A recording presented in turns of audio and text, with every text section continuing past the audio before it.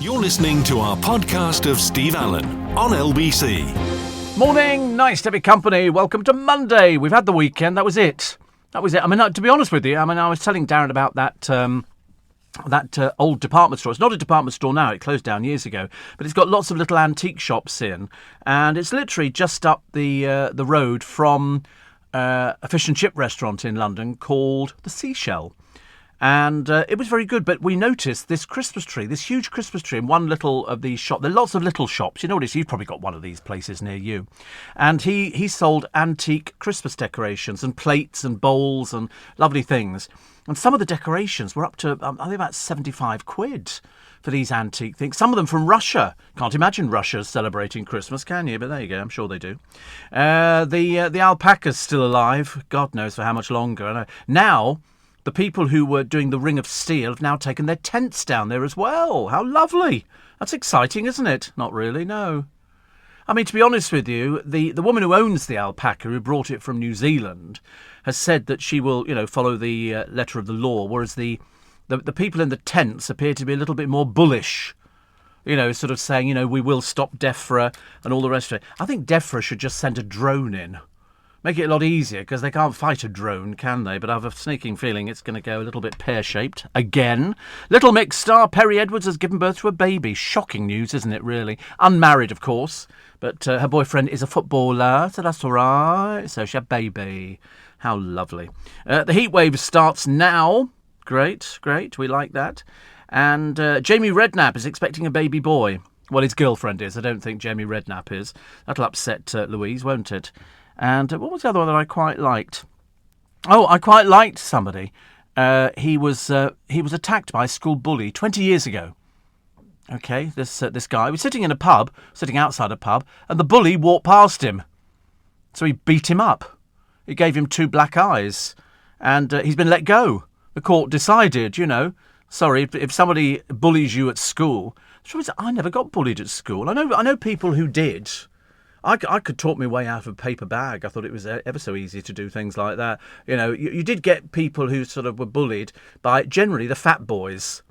The fat boys were always the bullies because they were so white. Whereas if you turn around and went like that, they went down like a sack of potatoes. They really did. And also the fat boys always had bags of sweets to hand out to people who might bully them. I mean, because to be honest with you, everybody got bullied at school. Every single person, unless you were in a gang. Well, that's a bit sad and tragic, isn't it? It's a bit like the trolls nowadays, who seem to be diminishing because they're putting more in court and they're destroying them.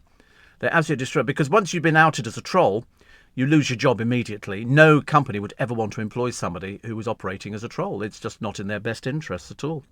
Got a story about Josephine Baker, tikka masala, and there could be 2 days left to get these refugees out of Afghanistan. Already at Kabul airport, 20 dead. The Taliban went into a village. They shot, I think, 7 people dead there. 2 of them were hacked to death. They're quite sick people, actually, the Taliban. That's why I was slightly upset by a BBC radio guest who sparked outrage. She's a bit of a sad person. She claims every Muslim she knows is celebrating the Taliban victory. Well, I tell you what, Sweet Pea, why don't we stick you in a plane, take you over there and drop you off into Kabul? OK, you go and live over there. We don't want you. Horrible person. And I quite liked the... what was the one that I did like? Oh, yes, there's a story about one of the Queen's guards down at Windsor. Not so good. And a popular Cornish cafe has rejected a bid from Costa Coffee. They want to own it. How much are they offering? £750,000. That's not bad. It's only a little tiny cafe. And I thought that seemed like quite a good thing. But they've said, no, they're not interested. I don't know. I haven't read far enough into the story. I was just sort of thinking, if somebody offers you £750,000, I mean, frankly, I would snog them from here to Land's End. 750,000? Oh, if you're gay and you're in Afghanistan, please don't tell them. The Taliban don't like gay. You'd never guess it, would you, really, being the world's largest gay club? I've never seen so many places, sort of men with beards looking like a reject from the Village People, but they don't like gays over there, and there are quite a number of sort of gays who are operating under the radar. One of them, he's so scared, he said, "I'm not going out." He said it's too dangerous Too dangerous, because the Taliban, I always think, if they're anti something like that, they're hiding something within themselves. Do you not think so? I do. I've looked at the Taliban. They're all linking arms and arms around each other's shoulders. Very camp, very camp. And for Tom Cruise, one tikka masala is not enough. I was talking about tikka masala the other day. I was quite excited, actually. Quite excited. And Don Everly has died at 84, but believe it or not, because his brother died some years ago, the mum is still alive at 101. I was thinking about that the other day, actually. People sort of say, how long do you expect to live? I said, no idea. Not a clue. I mean, the way I'm going, it could be tomorrow. I like to think about things like that. We've got 2 weeks of chaos from Extinction Rebellion. Oh, we're just so anarchic, aren't we? Oh, we're just so amazing. Yes. Why can't they go and do it in a field in Enfield? They've already started setting off their little smoke bombs and everything else. I hope these people don't claim benefits. I'd love to take them away from them and go, oh, look, how are you going to live now? Oh, I know, Mummy and Daddy can look after you. Bank of Mummy and Daddy, which is very nice. Other stories running in the papers. Dreary old Love Island drones on. Yes, and people are now trying to work out who's actually going to win it. To be honest with you, who gives a stuff? Who cares? I couldn't care less. It'll be a bimbo and a himbo, OK? That's what I can tell you. You'll either have that foul-mouthed Faye, the one who, I think she swore, I forget how many times in the course of one thing. But she obviously thinks that this is a future in whatever. I've got no idea. 24.4% back Chloe and Toby. 24.1% back Faye and Teddy. She's the old bag who works in a letting agency. She's a little naff estate agent down in, I don't know, somewhere. I'm sure they must be delighted with the language she uses on the television. Do you think she's got a job to go back to? I bloody well hope not. And 4.1% back Kaz and Tyler. So for that read, no chance at all. So it could be Chloe and Toby, but they're all fake. They all come out because they know damn well you can only make it as a pair. You can't make it by yourself. I noticed a programme the other day, and it was somebody who'd been on Love Island. She was the one who had the breakdown. Do you remember? She was an air stewardess, and then she went out with one of the blokes in it. No, not Laura. No, it wasn't Laura. It wasn't Amy. Amy, who then went to spend £100,000 having her teeth done because apparently people had taken the mickey out of it. Well, I don't remember that at all. I just thought she was boring. But then she goes out with this bloke on Love Island, who I think is AJ's brother, Curtis. And then he decides she's quite clearly mad as a fruitcake. And so he ditches her. She immediately checks into rehab. And I'm thinking, you must have been dumped loads of times, dear, loads of times. And then she turned up in a programme the other day. They were looking at aircraft and people flying first class. And I thought, darling, you went on Love Island to try and make a career. It didn't work. They put you on Loose Women and you were about as useless as a chocolate fireguard. You couldn't hack it at all. You've not been around the world long enough. They spend all that money training you at British Airways and then you think you want to be somebody who gets their boobs out. Well, good for you. Parents must be delighted, I should imagine. That was our daughter. And then she was talking about first class. Like she looked as though she knew anything about first class. They've got a new SAS programme coming out. It was filmed last year. With the old presenter of it, who was subsequently dumped from the programme. And they've got some real good names on it. Kerry Coke Toner and Syra Khan from Loose Women. She was the one who walked off Loose Women and blanked most of them because apparently she didn't like them. I don't think they liked her either. A talentless old biddy of the worst kind. Every time I used to see her on the programme, I used to think, what do you do? What do you do? And the answer is she didn't really contribute anything to the programme. So she's got this sort of SAS programme. She won't do very well, like Kerry Coke. She won't do very well on it either. What was the other one? There's so many stories in the papers today. Oh, yes! Loads of people. The Saturday singer, Rochelle, they've had to... I think she's been sent to elocution lessons. Because I think they've actually tried to make her more refined as opposed to, right, how you doing? Because that's what they all sound like. It's a bit like The Only Way is Essex, who apparently, some of the cast, about 10 members, are rebelling because they've been dropped from The Only Way is Essex. Because, to be honest with you, most of them are as old as the hills now. What do they contribute? Nothing. We managed to get rid of Gemma Collins. Bobby Cole Norris did the decent thing before he was dropped and sort of, walked out because I'm going to be like a presenter. Of course you're not, dear. Don't be silly. Like the same way he thought he was going to be a radio presenter. That never worked out either. But never mind. Never let it be said he's not a trier. Because he really was. But Rochelle, who they sort of think is a sort of a new presenter on the television, guess who's going to be presenting with her? They've actually run it in most of the papers today. Most of the papers say Vernon Kay has joined ITV's this morning as a guest host. And I thought, oh, okay, so he's finally found a job, because he's been sort of floating around in the wilderness for quite a little while. And the more you read into it, you think, oh, great, so he's going to be 3 days. They've given him 3 days' work. Well, that's like taking the Michael, isn't it? 3 days' work, and unfortunately he has to work with Rochelle. He's going to wipe the floor with her. He's going to absolutely wipe the floor with her. It's going to make her out, because I think anybody who works with Rochelle, you just have to let her sort of sit there and sort of try and pretend she knows what she's talking about. It's like Eamon Holmes, isn't it? I mean, bless his heart, every time there's a fashion item, he looks like he's gone to sleep. He has no comment, and it's silly to have him sitting there. Let him go back to the kitchen and stuff his face, because that's what he's happiest doing. Every time they have a cookery programme and Eamon is there, he cannot eat the stuff fast enough. Seriously, I mean, every time the camera cuts back to him, it has to be left to Ruth to do the link, because he's got... And he troughs. God, does he trough. But Vernon Kay would be very good. I think he knows how to do things like that. It shouldn't be any... But I don't want to hear him saying things like, oh, I've been a fan of this programme since its inception. Nobody gives a stuff, darling. Okay, nobody gives a stuff. Just go on, do it, wipe the floor with her, and then somebody else will think, where they put you, I don't know. Where they put you, I don't know. Perhaps you could replace Alison Hammond. We were talking about Alison Hammond. I think I'll be talking about her on my podcast for today, because there's a picture of Amy Tapper, who was on Googlebox, and then, because she doesn't actually have any discernible talent, she's just on Googlebox commenting on television programmes, which is, just like watching a CD. And then she said, you've got to own your own body and all the rest of it. And then she goes on this sort of deep diet so she can lose lots of weight. So obviously she's not at all happy being overweight, which prompted me to say Alison Hammond could make a fortune if she started advertising, Weight Watchers or something like that, if she actually lost the weight, because she is carrying a lot of weight around. I mean, she can't be happy. Nobody is. Because somebody wrote to me some time ago and going, oh, because you're overweight. I thought, I'm 13 stone. I mean, I don't think that's overweight. I think for my height and build, it's pretty impressive. I think I'm doing quite well. In fact, when they weighed me the last time and I needed to be weighed, I was quite surprised, actually. They said, oh, it's so much this. And I said, what does that translate to? They went, 13 stone. I went, really? I felt I might actually start going to a gymnasium or something like that. No, not really. It's only because I've got friends of mine who've got six-packs. I work with people in this building who've got six-packs.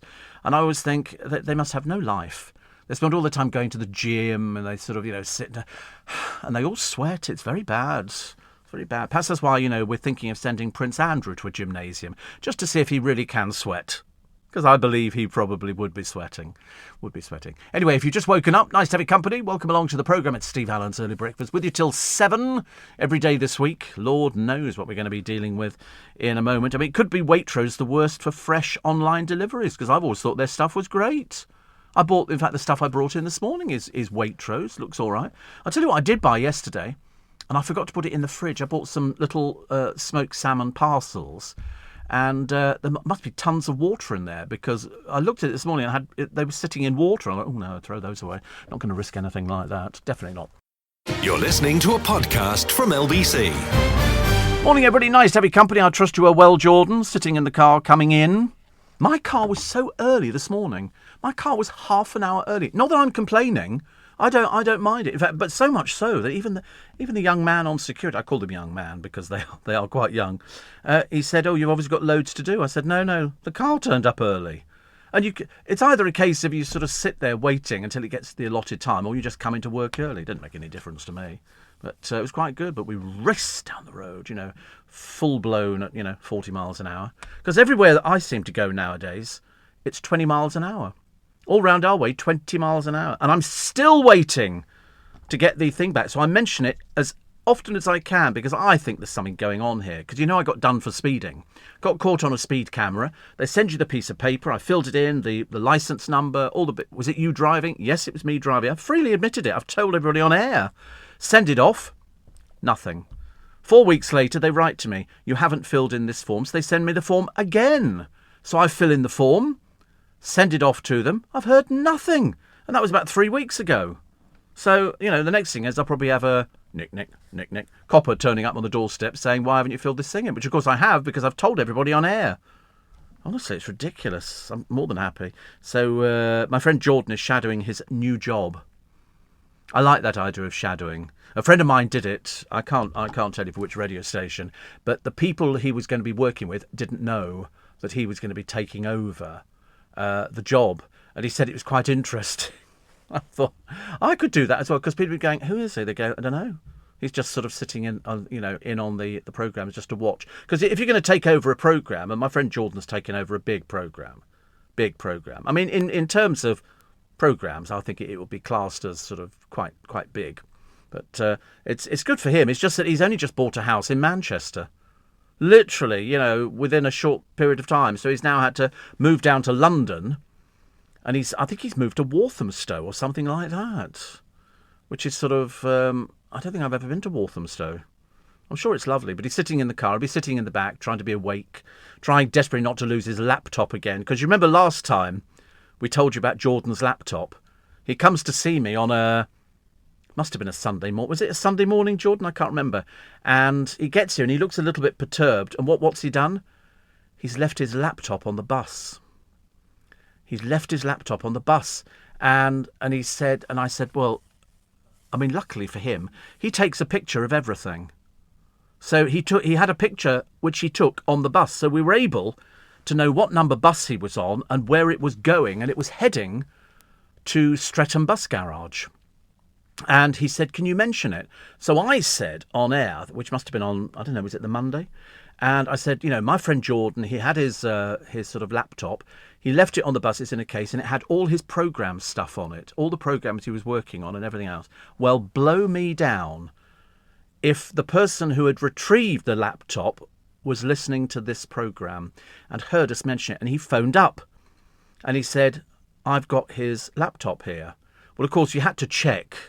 So we said, "What's his surname?" And he told us his surname. We went, "Oh, he's got Jordan's laptop." Jordan was so excited, he went out and bought a bottle of Prosecco for this man, cheapskate. And, I thought 50 quid at least, but it was an old laptop. But he actually got it back. I mean, how often would that happen? It wouldn't happen at all. It's like, if we always used to ask the question years ago, if you sort of picked up a wallet on the street, you open it up, don't you, to see if it's got somebody's name and address in. Then you look around to see if there's any CCTV cameras, and then you put it in your pocket and you walk away with it. But when I used to work in nightclubs years and years ago, the one place we would look at the end of the night for people's wallets that had been nicked and purses was the gents' toilet. Because what people would do is take it in there, open it, take out the things they needed, and then throw the wallet in the cistern. And so that's where we used to go and find it. Because hardly anybody, would ever hand a wallet in. You never got people saying, "Oh, I just found this wallet and it's got 300 quid in it." People would take it out and go, "Oh, that's the way I found it." That's why I say they actually look around for, CCTV cameras. Because you see it all the time. But anyway, you have a nice day. So at least he's managed to get the driver to listen to the right radio station on the way in, which is good. Christina says, "I've just had spinal surgery." Oh Lord, and that sounds a little bit worrying. Steve says, "Roger, on Friday you said you're not into cars." No, I'm not. Absolutely not. I mean, Dale was into cars. And loads of my friends are. He said, "You drive the best car for comfort, performance and prestige. Just have good taste then." I mean, I just drive it because of the way it looks. I drive it because it's comfortable. I mean, I've had every car from, Ford Populars to Minis to Rollses, and I just happen for the last about 12 years now to have been driving Bentleys. It's just the way it goes. So, I mean, it is a nice, comfy car. There are clubs, apparently, says Chris, in Afghanistan where men gather to watch young boys dance. Oh, there was a television programme. Did you not see it? Oh, my God. It was called The Dancing Boys of Afghanistan. And these were old perverts who lived in the mountains. And they would have these young boys dance for them. And then the old men would take them home. It's rife out there. Absolutely rife. And it was called The Dancing Boys in Afghanistan. Check it out, because you'd be quite horrified. The Taliban going, "We don't like gay people." But they're like young boys. That was it. Jack says, "Moved from Hull to London, so I should be spending the day on the tubes and the buses for the fun of it." Really? There's no fun on it. Mind you, it depends where Extinction Rebellion are going to turn up. I'm hoping in the middle of the Thames, but we can't have everything, can we? That'll be quite nice. Go on, paddle your way across there. Oh, I don't know, we're going to super glue ourselves. You see, I maintained the last time We had 2 pensioners. I mean, seriously, honestly, perhaps their medication had worn off, and they superglued themselves to the top of a train, thus, making the train. I'd have left them on there and driven the train out. As far as I'm concerned, cling on, darlings, cling on. Why should you disrupt the rest of us? We've done nothing to you. I'm sick to death of, because we're in London, they go, we have to suffer for it. And these people glue themselves to the pavement. Leave them there. Leave them there. Let them stay there. Let the traffic go round them. They'll soon want to go to toilet. They'll have to wet themselves, won't they? We had that. Didn't we have Extinction Rebellion? Oh, no, it's another one. Who chained themselves to railings up at the airport. I'd have gone up there with handcuffs and handcuffed them to the railings as well and go, sit there all bloody day. I think that's the best way to do it. Ridiculous. And Steve, if Jordan is moving to Walthamstow, he'll never get his laptop back. Oh, I think he's got a new one now. He's got a new one. He's a good lad, actually. He's a good lad. And somebody says, locked into the spike, says Waj. Hope it's not another heat wave. Better not be, because neither myself nor Darren enjoy the heat. I don't function in heat. I'm absolutely terrible. I don't lie on beaches. I don't sunbathe. I don't do anything like that at all. Makes me ill. Makes me completely ill. Dale was an addict for it. An addict. If he went on a holiday, the sunbed would be facing the sun. Okay, look at the sun. And then the moment the sun moved around, he'd off the sunbed, move it round. I just sat at the back. I stayed. I was like a scene from Death in Venice, the film. I just sat under the awnings. In fact, whenever I used to go out with my godchildren when they were a little bit younger, and we went out to pubs for lunch and stuff like that, so there'd be about 3, 4, 5, about 7 of us, and they'd always say, all right, so we have to find a table with an umbrella over it for Uncle Steve, because he doesn't function in the heat. I hated it. I really hated it. It doesn't do anything for me now. If I sit in the car, it's got to have the air conditioning on, and I would rather sit there and freeze to death. Absolutely as simple as that. I'm not remotely interested in some people love it. My friend Lynn adores it. She really does. Oh, we need to change the it's gone. Went all dark, my screen. Oh, and now something else has come back. I don't recognise that bit at all. That's very odd. What are you putting up on my screen? I've got on one screen, I've got on me. Oh, I tell you what, no, you definitely haven't got it right. No. I tell you the other thing you need to do. We need to do the emails as well. So it's going to presumably send me a number that I shall have to give you. So I've got my tweets, but I don't have the script. I've got the weather now, which is lovely, but I don't have the proper script. We have to have a script on here. Well, it's not really a script. It just sort of tells you, old things. There you go. That'll be the nice one. But you'll need to log on to my website, which means I'll have to give you all my password. Have you got the password for my website? I don't know if you've got it. I'm not sure if you have. And then it will send me it's very clever, actually. I don't know how it fathoms itself, but it then sends me a thing saying, give us this number. And so I then have to tell the producer number. He then puts the number in, then he can access my emails. We do it in the break, which is so much easier, isn't it? So we take all your texts and emails, 84850 steve@lbc.co.uk. Josephine Baker, you might not have heard of. She was very famous. Very famous. She was a black dancer in Paris. Very, very sexy. Very sexy. She is going to be the first black woman to be buried in France's Pantheon. I mean, she was a wartime heroine and a dancer, but it was all, very... I've got to give you... I'll have to give you that password. He thought he could jump the gun, actually. You can't actually guess my passwords. Apparently, my friend Ian over in America... I like to be in America. He said, I thought you'd like to know, Steve. For 2 hours this evening, QVC has been showing the joy of Christmas. Oh, how lovely. How lovely. Did you get my picture I tweeted of the Christmas tree, which was absolutely lovely? It really was lovely. Because we went to sit. Christmas, yeah. It's not that far away.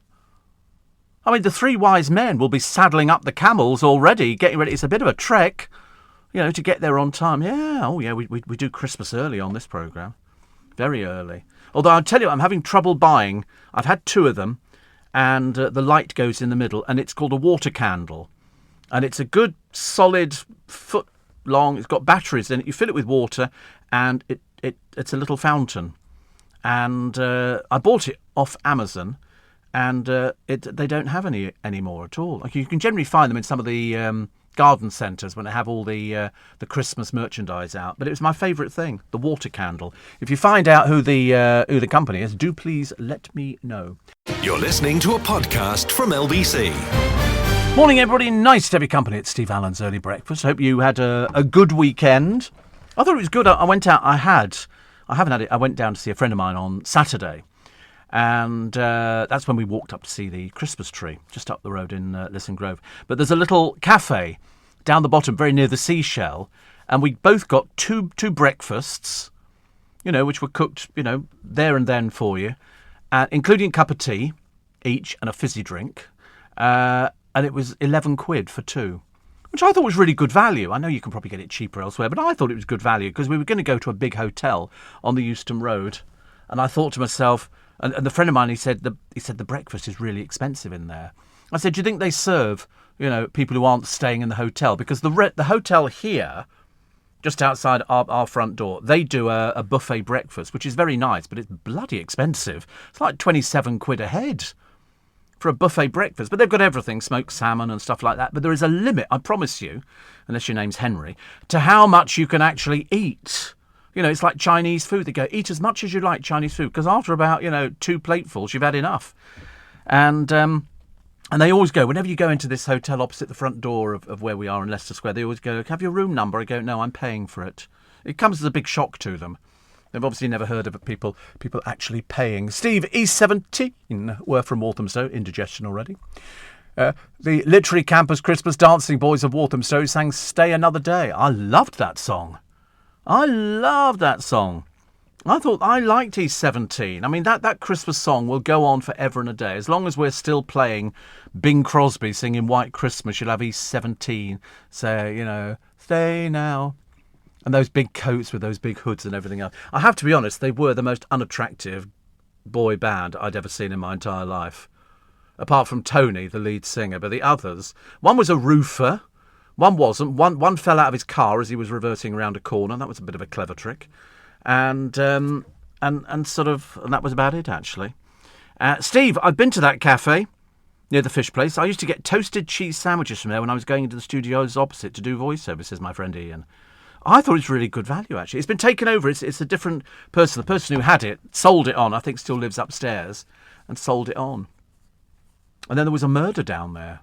There was a murder round the corner. They're still looking for somebody in relation. Steve. Declan in Vienna says, I hope you're well. My mother owned an a la carte restaurant in Ireland. Once my father hosted a charity golf event. Naturally, the reception was at my mother's restaurant. As you know, in such an event, if there are 47 guests, there are 47 meals. Eamon Holmes was added to the lineup at the last minute, so my mother hadn't a meal ready for him. She was going through the a la carte menu, trying to find a solution. He said to my mother, forget that. I heard you make a cracking Ulster fry. I've never heard of an Ulster fry, but it sounds brilliant. And but he had, he said he had the whole lot. He said, the biggest fry I've ever seen on one. Oh, what's that? There it is. Oh, it looks lovely, doesn't it? You know what it doesn't come with? Chips. No blooming chips. I had chips yesterday with my breakfast, on Saturday. This looks lovely. The Ulster fry. And it's got that dreadful black pudding with it. But you can have two eggs. Here it is, the Ulster fry up from Northern Ireland. Potato pancakes and soda bread. Fried eggs, bacon, sausages and black pudding. I wouldn't touch black pudding if you gave it to me as a gift. I'm liking ham, egg and spinach Dutch baby. That looks nice. That looks like sort of a giant pizza kind of thing, doesn't it, really? Packed with protein and nutrients, as indeed is alpaca meat. Alpaca meat is absolutely chock-a-block with all the good things for you. It's non-fattening. Apparently it is the best meat you can have. Don't tell Geronimo. Okay, don't tell Geronimo that I think what they should do, the people who are camping down there, when I say camping, not like the Dancing Boys of Afghanistan, but camping in little tents, would they be hurt if we moved a barbecue down? Would they be upset by something like that? Because I've never known anything drag on so much. DEFRA have not gone down there. Are they really busy at the moment? We know that bovine tuberculosis is highly dangerous. We know it is entirely infectious and can decimate this country. We spend 100 million a year trying to keep ourselves free of bovine tuberculosis. And that's why, when I see these so-called well-meaning people, I think to myself, are you aware that it could decimate farmers' livings in this country? We've had trouble before with it, and we don't want it again. Thank you very much indeed. 90 degrees, Steve, says Hassan. He's in Djibouti. I don't even know where Djibouti is, but we're going to find out. He said it's 6:30 a.m. It's already 90 degrees Fahrenheit. It's the Republic of Djibouti. And where are we near? Oh, we're near Eritrea, Yemen, Sudan, Ethiopia. It's an area, isn't it? Looks quite nice, actually. Looks very nice, except for the ship, which is sort of beached up on the beach, which is not so good. But he says it's expected to rise to over 100 degrees Fahrenheit. Ooh, that sounds dreadful, Hassan. And humid, being coastal, sweating, feeling hot and bothered, general feeling of being roasted in an oven. See, I lived in hot place. I lived in Egypt for 2 years. I lived in Hong Kong for 2 years. And because I was little, I was able to cope with the heat because you went to school in the morning and then lunchtime you went to the beach. So we spent most of the sort of summer looking like little brown berries, which was great. And then the funny thing is all of a sudden I went kind of off it, like lamb. I went off lamb. I couldn't eat lamb anymore. I used to wake up in the middle of the night thinking, I'm going to be sick, I'm going to be sick, I'm going to be sick. And you lie there sort of willing it away, and then all of a sudden you think, nope, now I need to go to the bathroom very, very quickly. But so I didn't do heat. I used to get really, really bad. I remember sitting, I think it was, I'll tell you when it was before I was diagnosed as diabetic. And I sat in the Strand with a friend of mine in a Pizza Hut. And we had pizza and I started sweating. And he said to me, you all right? I went, yeah, I'm just really hot. Really hot. And we went to the open air theatre in Regent's Park, the open air theatre, which is very nice, very lovely. If you've not been, you must go to it. They have some really good productions. And I sweated throughout the whole thing. But for me, I'm a bit like Prince Andrew. I don't sweat on my body. I sweat on my head. I sweat on my head. Don't ask me how that works out. I don't sweat at all anywhere else. Yes, and around the back of my neck, I could be absolutely soaking wet. So, of course, people sitting behind me must have been going, what's the matter with him? What's the matter with him? Although when the parents of my godchildren got married, I sort of gave a speech at the wedding, and I wasn't diagnosed at the time, and I was very hot. I'd made them put a fan in my bedroom so I could sort of sit there under the fan. I didn't know what it was, and I drank orange juice with ice cubes in it, thinking that would solve the problem. Made it worse. Orange juice you're not supposed to touch with a barge pole. Steve, you lift the gloom of these dark days, says Patty in Rhode Island, USA. Okay, after Hurricane Henri. Well, you have to lift the gloom. I don't understand why people are not happy in this day and age. I've seen people losing their tempers on YouTube mainly. Really unhappy people. Really unhappy. And you think to yourself, is there something the matter with you? Have you got more than one or two screws loose? Or are you just you're just miserable because life has dealt you a bad hand? Because life is what you make it. We were talking the other day, I was talking to some friends about having a job, and if you don't like it, go and find another job. Don't sit there wasting everybody's time. There's no point in having somebody doing a job if they're really miserable doing it. It's like this job, I do, and they pay me. They pay me. I think it's an outrage, to be honest with you. You do something that you enjoy. All you've got to do is sit down for 3 hours, cups of tea, have a biscuit if you feel like having a biscuit, and then at the end of the month, like this week, they give you money. And it's just the best feeling in the entire world. I love it. I even enjoy walking to the bus stop. Not every day, it has to be said. But, the other day, I've got a great story to tell you about Coinstar. Now, you know what Coinstar machines are, don't you? You will find them in supermarkets, Sainsbury's, places like that. They have a Coinstar machine, and the idea is you take your change in, you push the right button, and it transfers. You can either donate it to charity, I think not, or you can have cash. And I went yesterday to Sainsbury's on the Lower Richmond Road to go and get my money changed up. And I'd saved up, and I've got a plastic jug.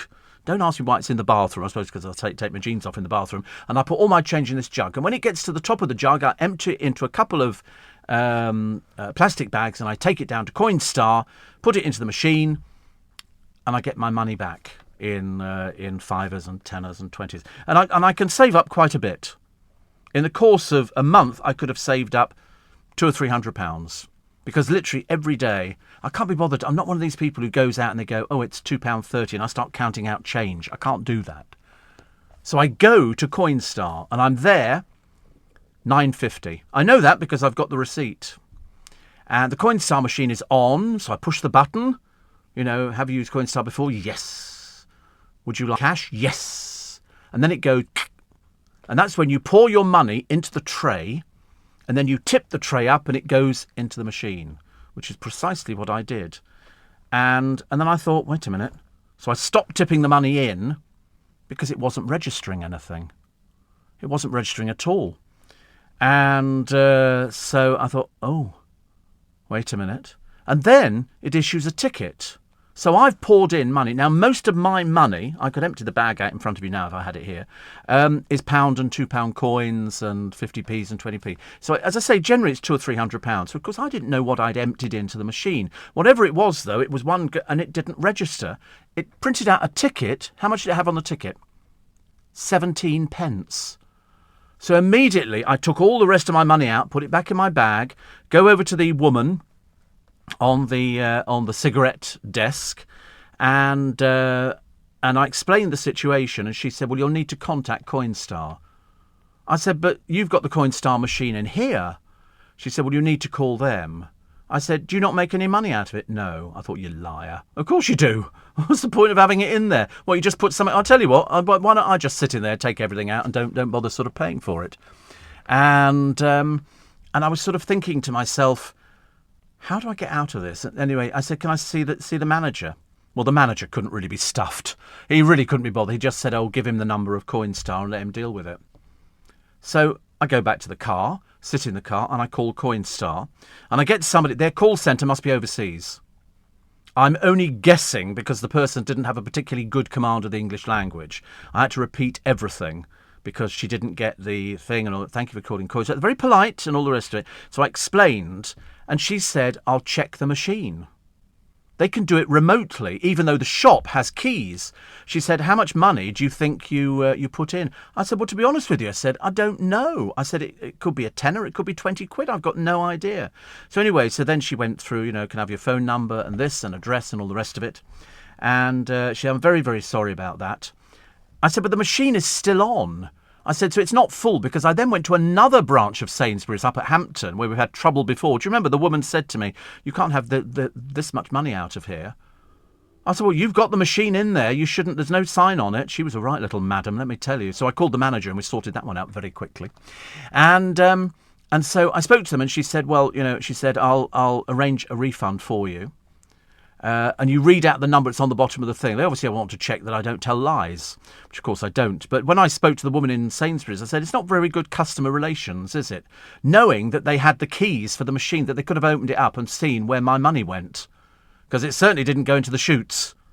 So it must have been in there somewhere. But anyway, she said, and we'll send you the money and then you can have it transferred to your PayPal account or something like that. I thought, why don't you just put a tenner in the post, stick it in an envelope with an apology for having a machine. And I said to the woman in Sainsbury's, I said, you should turn the machine off because other people might fall foul of this and put their money in and they'll have the same thing and you'll say the same thing, which is, why don't you go call Coinstar?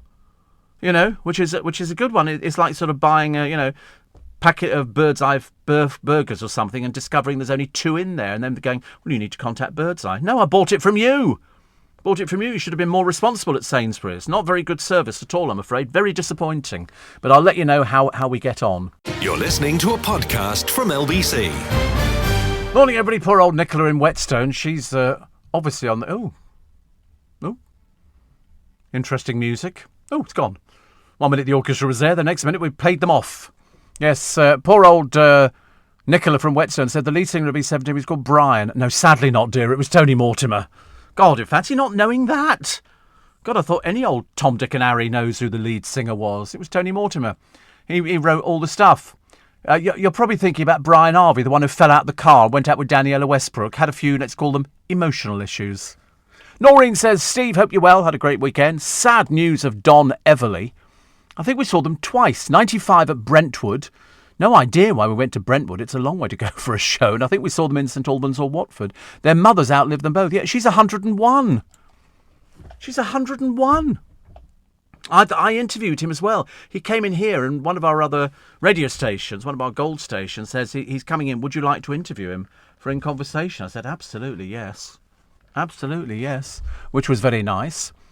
And, Steve, do you ever watch TikTok? No, sadly. I've got a life.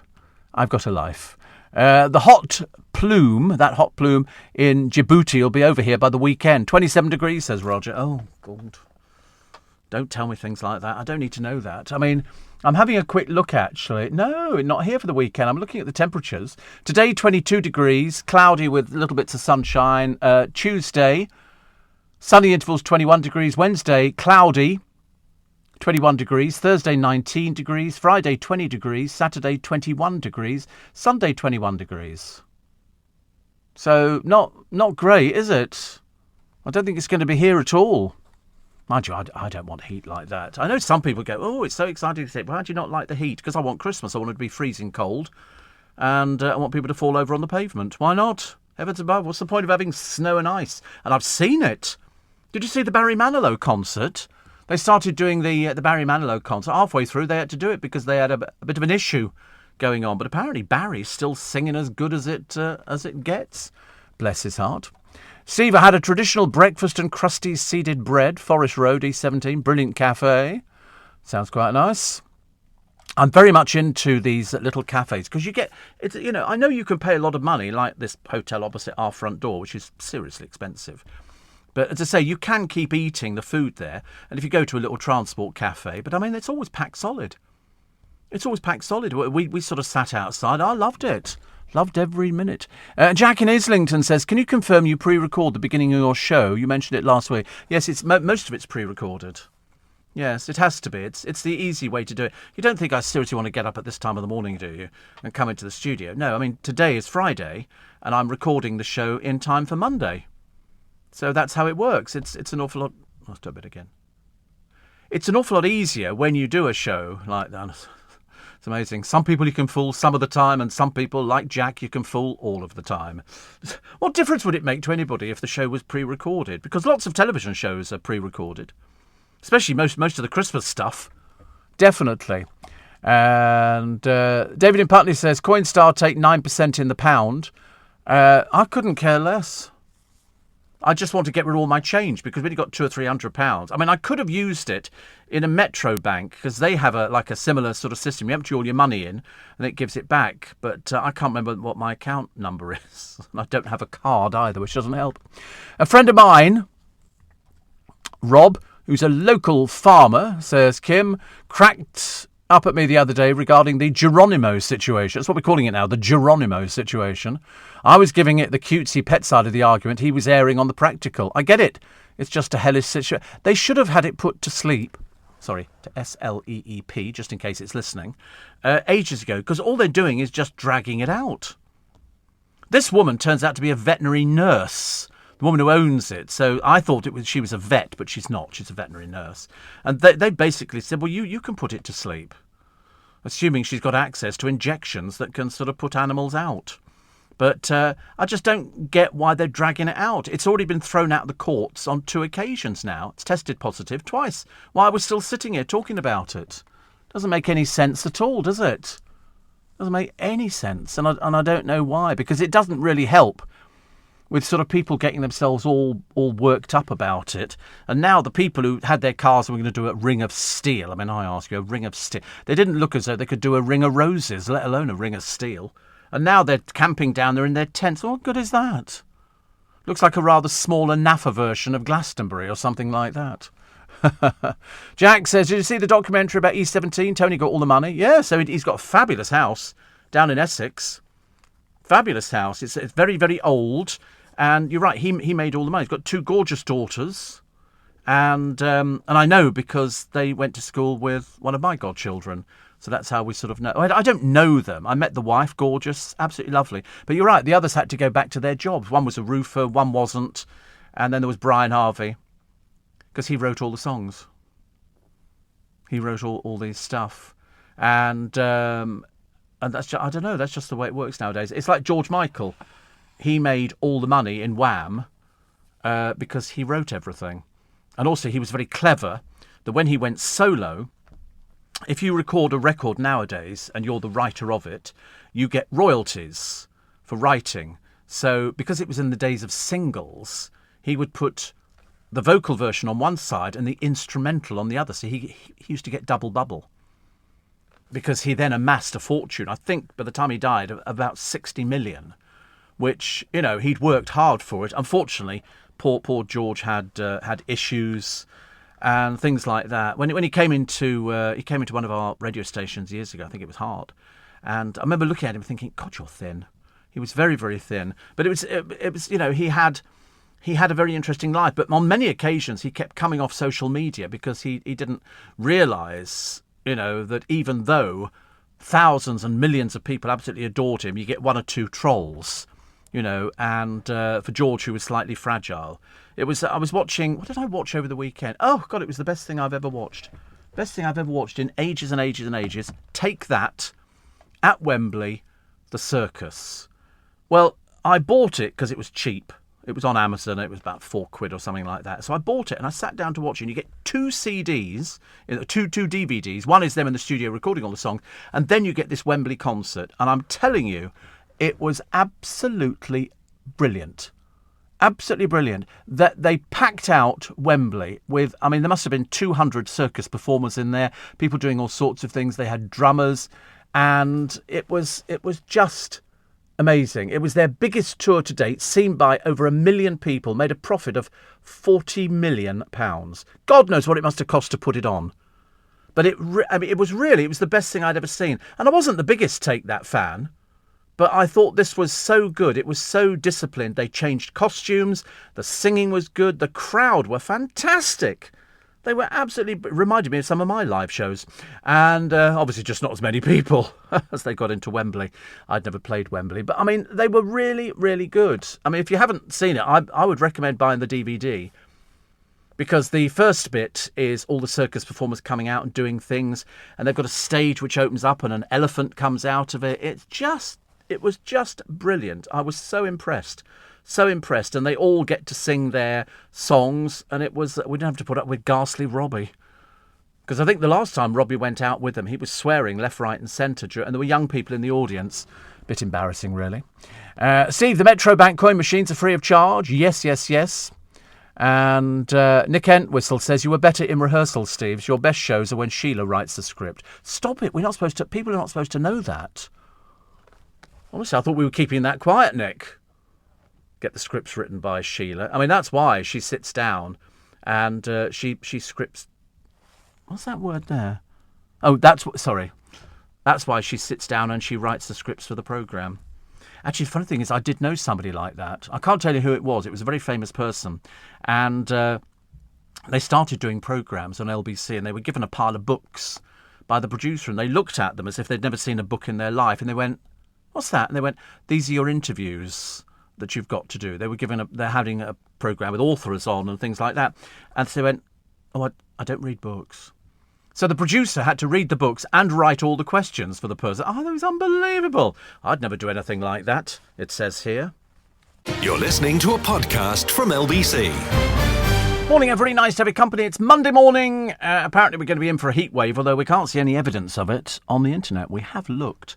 But they've said it could be up to 27 degrees. How ghastly. Can't think of anything worse. But I suppose as we go into September, then it's October, and then we get winter. But it's nice to have a dreadful indigestion all of a sudden. I'm so excited because I had a cup of tea. And I shouldn't have done, really. So the Taliban are making their usual threats, murdering little bunch of girls. They really are. Not very pleasant people. And they've said they want people out as quick as possible. There are many people who are trying to get out of Afghanistan as quick. They don't want to be there. Why would you want to be there with this bunch of thugs? 20 dead already at Kabul airport. And then I've told you about the gay members who've had to sort of go underground and are in hiding, but they'll go round to people's houses. They're trying to find anybody who's worked for the British government or the American government, and these people they will kill. They have no hesitation whatsoever. They're just pathetically stupid. And that's why when the BBC had a radio guest on who sparked outrage, as she claims every Muslim she knows is celebrating the Taliban victory. She's quite clearly not there in the brain department, is she? Poor little soul. And so the other one, the man who was sitting outside a pub having a drink, and the bully who attacked him at school walked past, he just couldn't let it go. And so he went up and he punched him. He gave him 2 black eyes. And the judges said, no, well, you can go free. It was good. I never got bullied at school at all, no. I don't know if I was popular or not. I mean, to be honest with you, I'm not really sure. It was such a long time ago. I've got no idea whether you were popular or not. I mean, the fact I used to give every person in my class £1 every day, is neither here nor there. So, no, I didn't. I don't think I ever got bullied. I was very good at talking my way out of any situation. It's not changed. I'm still very, very good at talking my way out of, as my mother used to say, could talk the hind legs off a donkey or an alpaca. And, hereby, ends the next lesson. Because I don't know what they're going to do about it. But no, I don't think we had any bullying at my school. I don't think so. I was particularly good at games. I was very good at English. Very good at spoken word. Very good at metalwork. Very good at woodwork. I was a right little smarty pants. No, I was okay, actually. I don't... Well, because they'd make you stand up and read in class, and most of my class were illiterate. And so it was easier if I stood up and they go, Stephen will now read from page 13. And of course, I had no trouble reading because I used to practice reading out loud. If I was in the bath, I'd read a book, but I'd read out loud until I made a mistake, and then I'd go back to the beginning and start all over again. So the one thing you have to be on the radio, if you do a programme like I do, is you've got to be a good sight reader. And I'm a very good sight reader. It's quite sickening, really, because sometimes you hear people stumbling over things, and I try not to stumble over things. I'm known as One Take Alan. If you've got a voiceover or anything like that, one take. It's as simple as that. Actually, the funny thing is, when I was just going back to the Take That DVD, they said halfway through to the crowd, they said, we're known as the Take That, the Thank You Band. Because they say thank you to everybody. I said, well, I've always done that, actually. I've always said thank you to people. Because, if you do a programme that needs an audience, then, you have to say thank you if people support you. And I've met lots of my audience. You get people that don't like the programme, but that's their problem. They're sort of a bit weedy. They can't help it. Pamela says, I can't think of a current good boy band. No, I can't think of a current boy band. I don't know, actually. I'm a bit behind in the sort of the boy band stake, so I wouldn't know what would be a popular boy band at the moment. They get all these sort of rap-type bands, and occasionally you see them on the television talent shows, but they're not very good. I like the people who lose their temper. They go on to Britain's Got Talent or the X Factor, and they start shouting at the panel, who are you? What do you know? Nothing. And you look at them and you think, but you can't sing. They had someone on there. I thought she was a Pink tribute act. Oh, she had a right little Mary going on there. She came on and Talisa said, I thought you were a Pink tribute act. She said, well, I'm not. Even though she looked like Pink, she sang a Pink song and that was about it. And then she had a bit of it, and then she stormed off stage. And you think, the thing's not for you. One woman, they actually gave a second chance to it. Well, they only gave a second chance because she stormed back in. When they'd said to her, listen, you haven't got any talent. And the worst thing you can say to somebody, isn't it?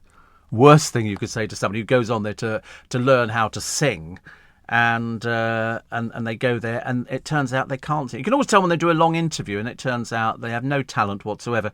But their parents are there, and as Simon has said on numerous occasions, I blame the parents. Why would you ever want to tell somebody who is tone deaf that they can sing?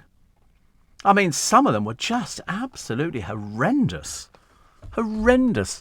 I mean, even Fleur East, she's having to be a presenter at the moment because her singing career went absolutely nowhere. Biggest boy band of 2021, BTS. Anybody? No, me neither. Never even heard of them. BTS, the world's biggest boy band. K-pop. Oh, Korean pop. Is that what they are? BTS are Korean pop? I ask you. There's a few of them, so they're obviously not making that much money. Somebody's making money out of them. Oh, dear. Slightly effeminate-looking boy band, aren't they? I'm sorry. They've all got sort of roughly the same sort of... the hair, you comb it down the front and then you part it in the middle. It looks like net curtains. And so here they all are. There are 7 members of the band. And RM, One's short for Rap Monster. So we'll look at, then there's Jin. At 28, he's the oldest member of the group. Then you've got one here called Suga. He's a rapper, but he initially wanted to be a producer. And then you've got another one called J-Hope. And then you've got another one called V. Jungkook is the baby of the band. Jimin has dyed pink hair, which is very camp, and 2 earrings. So I'm kind of adding to that one. And here they all are. But the trouble is, it's just, they just don't look butch enough to be a boy band, do they? I'm not saying boy bands have got to be butch, but at least they've got to be less effeminate than this lot. They really are. I mean, they became the fastest group since the Beatles to earn 4 US #1 albums. They did it in less than 2 years. But do you think it really was them singing, or do you think it was auto-tune? I mean, I love auto-tune, because auto-tune, if you don't know what it is, a lot of big groups have used it when they go out on tour, because you sing into the microphone and it automatically pitches your voice in with everybody else. So you wouldn't know until they sing by themselves that they can't actually sing. Jackie says, if the show was pre-recorded, we wouldn't be able to get a reply from you. I know. Steve, am I right in thinking Steps have released a new single? Oh, God, I hope not. Have they really? Oh, blimey. Definitely not. And Christine is an island. Good morning. How are you? She says, please don't laugh. I've loved Barry Manilow for years. I really thought I was going to marry him and have his babies. I was totally shocked when I heard he was gay. No, he used to... I tell you, Christine, which came out in various documentaries, he used to play the New York bathhouses years ago. That's Bette Midler used to sing in them, and he used to play piano in the gay bathhouses. And I think everybody's known he was gay for years, but he only came out relatively a short while ago because he just came from a different generation.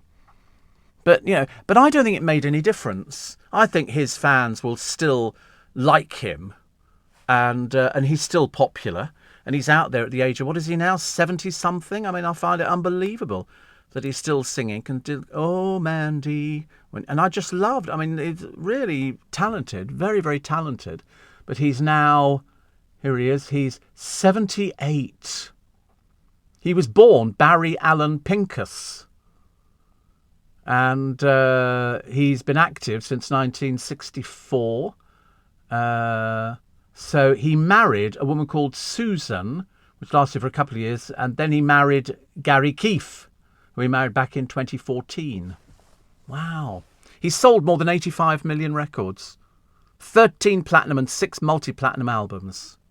I mean, I think the critics don't like him because he's a bit MOR, and they don't seem to like MOR, whereas in fact all that matters is whether or not he can sell out the stadiums and his fans will turn up for him. That's what it comes down to.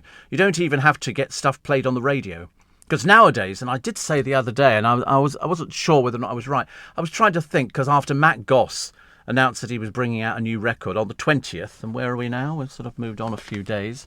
We're now up to the 23rd, so it's been out 3 days. I've seen no action in the charts. Poor old Matt Goss. And then I remember thinking, but what radio station would play Matt Goss's music? Nobody. He's from a distant past. He's 52 now, for God's sake.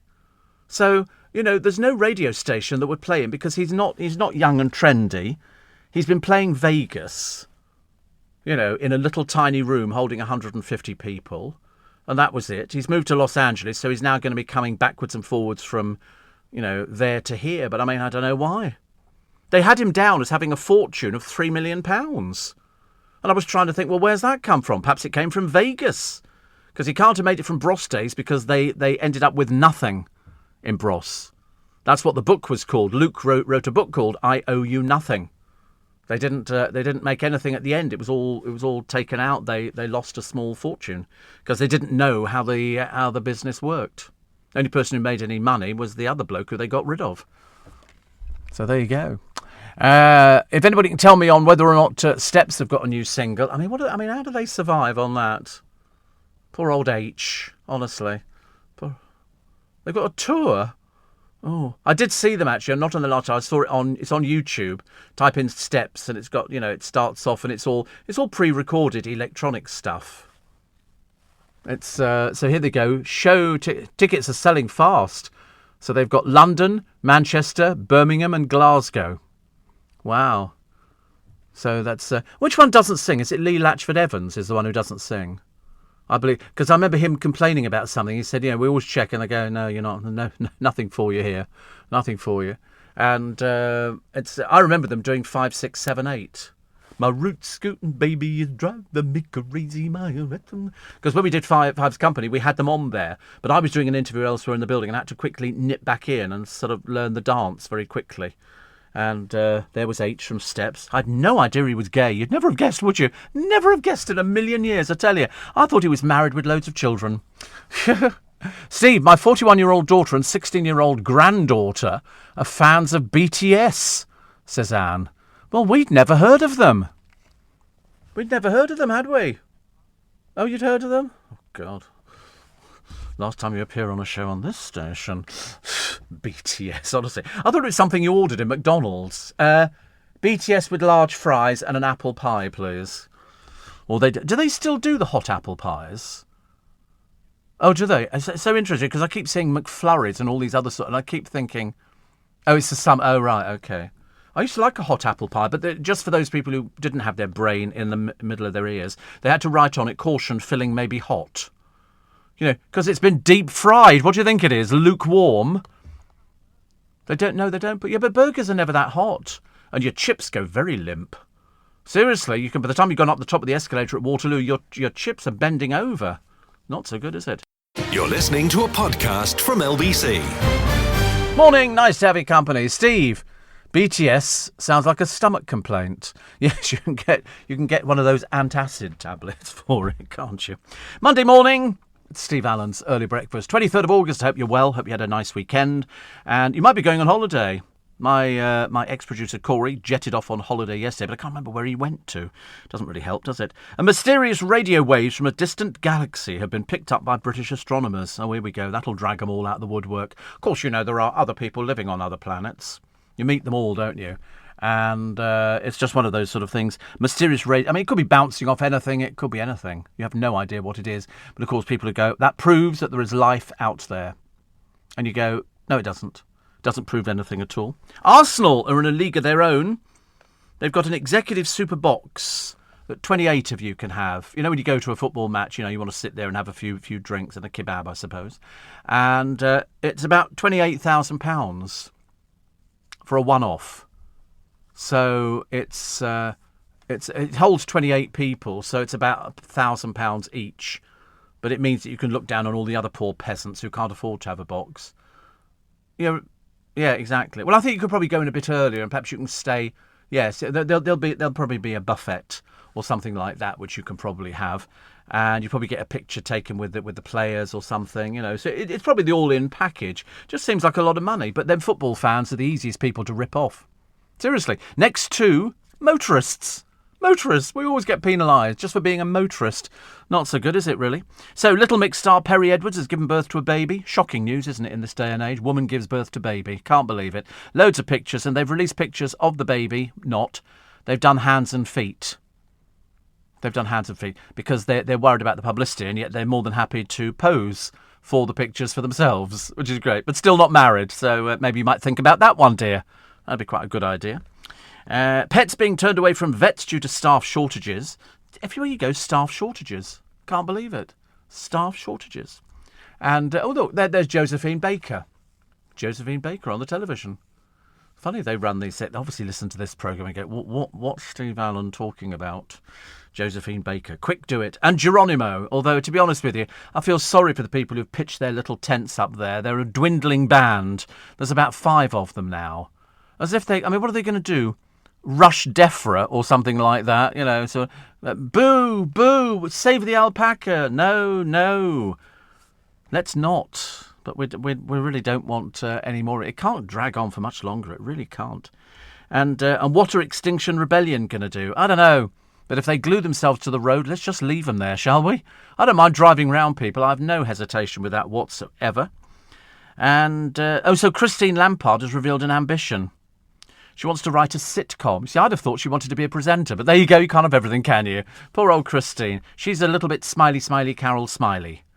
There's an awful lot going on, but when you analyse it, not really very much at all. So she wants to write a sitcom. Can't imagine why. Where does the talent for that come? She's married to he's a little Frank Lampard. He's about so big. He's sort of like a Polly Pocket kind of thing. He's not the tallest person I've ever seen. Nicole Kidman is in the papers today. Why? Because she's having to battle film bosses, or she did, who tried to end her career when she hit 40. No, it's because you weren't very good, dear. That's nothing else, nothing to do with being 40.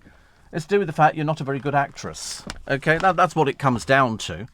And Tom Cruise, he's very good looking, Tom Cruise. A lot of people say I look like Tom Cruise. I've more than one occasion people have rushed up and gone, Tom, can you sign this? So I always sign it for them. But he gorged on 2 extra spicy portions of chicken tikka masala in Birmingham and left a tip of 60 quid. Which was very good, wasn't it? He had 5 guests for a booze-free feast, racking up a bill of 300 quid. Asher's, that's the name of the restaurant, general manager, says Tom asked for his chicken tikka masala to be served with extra spices and he really liked it. Once he'd finished, he ordered a second portion. Blimey. He said no one realised it was him as he had a mask on. Then he took it off and started asking what was good. People started to realise it was him. So one of Tom's flunkies paid the bill on their card and left a 20% tip. Very good, wasn't it? So they've got Cruise's top 5. Mission in Poppadom, Booner on the 4th of July, The Korma of Money, Dals of Thunder and Eyes Wide Shut. I don't know. Is that good or is that... Yeah, it's quite clever. They always do like to do something like that. Here's a picture of some of the British military. God, they're getting younger and younger. They really are. Vile hate preacher Anjam Chowdhury wants the Taliban to stone adulterers, chop hands off thieves and flog anybody caught drinking alcohol. Oh, Popsykins, they do that already. You're a bit behind the times, aren't you? Obviously not the brightest penny in the box. But he says non-Muslims should pay an infidel tax. You really are completely out to lunch, aren't you? It's not your fault. We feel a bit sorry for you, but never mind. At least we can laugh at you as opposed to with you. Little Mix's Perry Edwards has welcomed her first child, so they've printed little pictures of it, showing the baby's tiny feet and chubby fingers. And then there's a picture of her in her bra. What for? I've got no idea. These radio waves from distant galaxies have been picked up. They were detected during a study of the large Magellanic Cloud, which is a satellite galaxy at the edge of the Milky Way, 158,000 light-years away. 158,000 light-years away. So Breakthrough Listen, a decade-long search for alien broadcasts, was studying Proxima Centauri, a star closest to the Sun, when they detected the signal. Clara Pennock of Keele University said the sharp new image reveals thousands of radio sources we've never seen before. Most of these are actually galaxies millions or even billions of light-years beyond the large Magellanic Cloud. Right. It's funny when they say that. Billions of light-years away. Because I remember saying to somebody, it was that man who goes on the television and talks about, all these sort of nice things. He knows everything. And I said to him, how far does it go? How far, can you go? He said, infinity. I said, well, are we in a giant bubble and we just keep going to the edge? Or do you get to the thing saying you're now at the end? Park your car and have a little wander about. I just don't understand it. A light year is a unit of length, equivalent to about 9.46 trillion kilometres or 5.88 trillion miles, as defined by the International Astronomical Union. A light year is the distance that light travels in a vacuum in 1 Julian year. Wow. I mean, it's very clever, isn't it? Because it just goes on forever then. It just that there is no end in sight. Starship Enterprise didn't get very far, did it? 5-year mission to search out new... Well, a load of old rubbish. A load of old rubbish. They weren't going anywhere near the end of it. But it just goes forever and ever and ever and ever and ever. I don't think God created that. Well, it doesn't stop. It's infinity. If as they said, it was... What was it? Billions of light years away. Billions of light years away. That means you would keep going forever and ever and ever and ever. I don't understand it either. I remember talking to this bloke who knows about all these sort of things. And he said, well, it just goes for infinity. I said, but there must be an end in sight. He said, no, it's infinity. So, I mean, there might be another world out there. I think unlikely. I think, I think we're actually sort of fairly advanced in these kind of things. But people like that, don't they? They want to believe in something. You know, they wanted to believe. That's why people like Star Trek and Star Wars and E.T. and all these, you know, close encounters of, you know, do. And people want to think that if you go up into Colorado, into the mountains, you're going to see a spaceship coming down. Of course you're not. Of course you're not. But these little things here, little tempting things that tell you, you know, we've been picking up radio signals, that means that it's sort of confirmed to those people who want to believe it that there is something out there, which is great. Steve, apparently McDonald's actually partnered with BTS and offered a special meal you could order here in America. Never heard of them till then, says Cara in Michigan, which is close to Motown.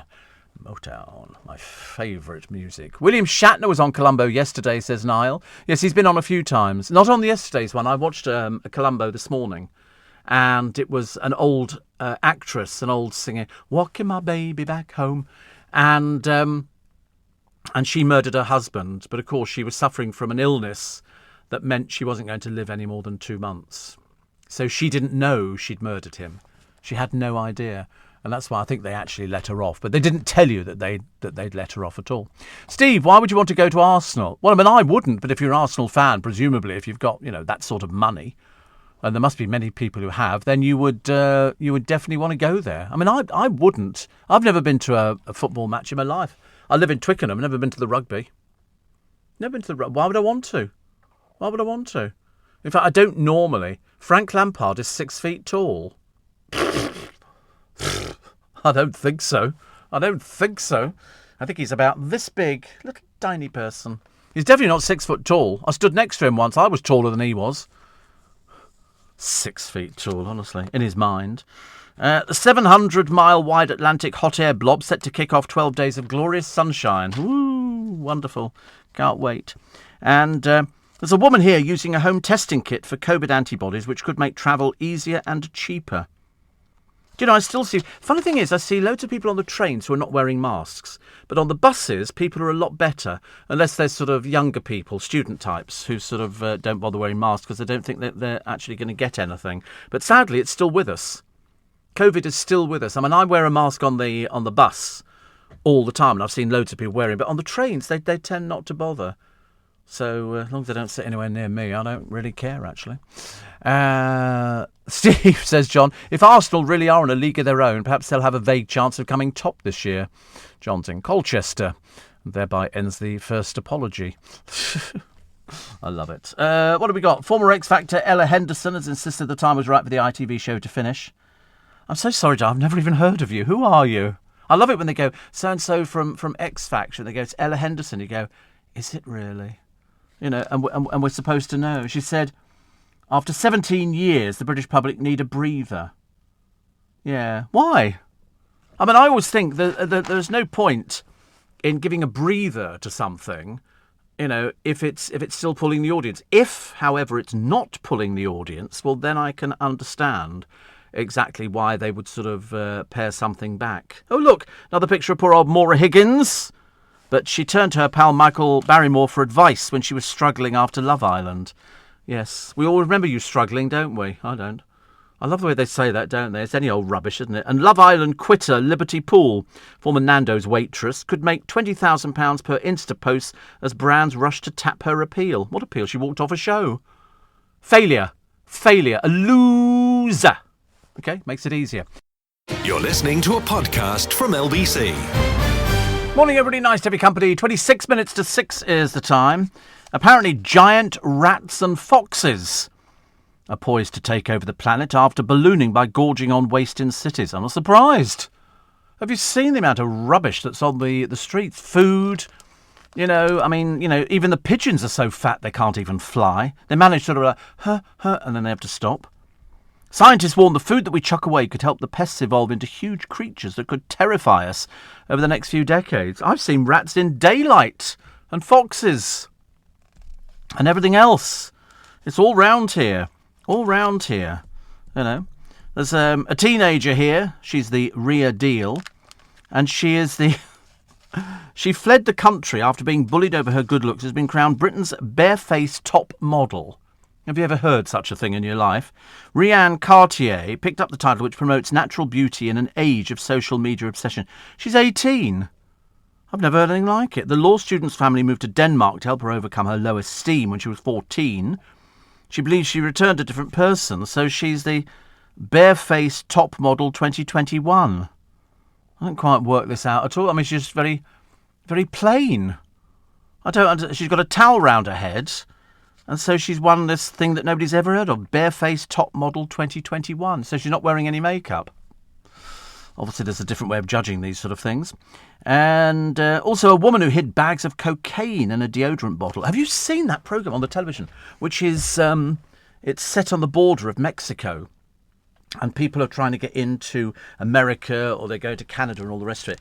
And it's fascinating because the one thing that the Mexicans are smuggling in is drugs. And the drug suppliers have come up with such sophisticated methods of hiding the drugs in vehicles. They literally will take a vehicle apart and they will put the drugs in, and then they will oxyacetylene it all in there. So it's very difficult, for the security to get this stuff out again. But they can get £2 or £3 million worth of cocaine into some of these vehicles which turn up, and they'll have paid a mule. That's the person who has to transport these drugs. They either swallow them in condoms, which means that if one breaks, you're dead instantly. It's as serious as that. And but when they bring them in the cars, I was watching them pulling out parcels and parcels of drugs the other day. And it's all to do with the Mexican cartels, of which, of course, they're another murdering bunch.